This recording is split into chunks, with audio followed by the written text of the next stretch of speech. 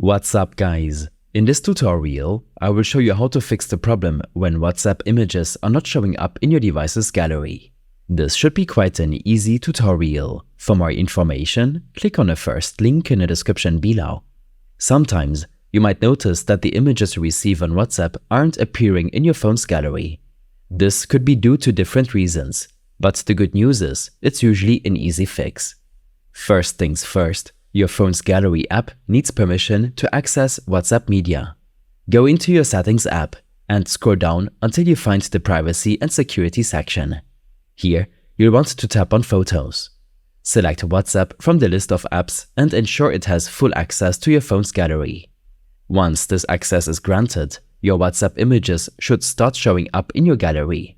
If you are still not seeing your images, the next step is to check a couple of settings within WhatsApp itself.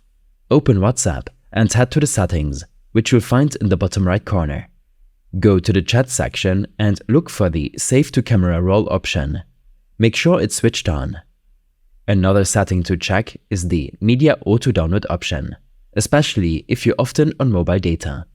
In WhatsApp settings, navigate to Storage and Data. Under Media Auto Download, check that photos are set to be downloaded on both Wi-Fi and cellular. You can also adjust these settings for other media types like audio, videos and documents based on your data usage preferences.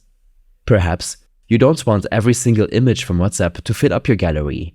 Open a chat with a contact whose images you want to save. Tap on the profile icon to open chat-specific settings. Here, you'll find the option to Save to Camera Roll.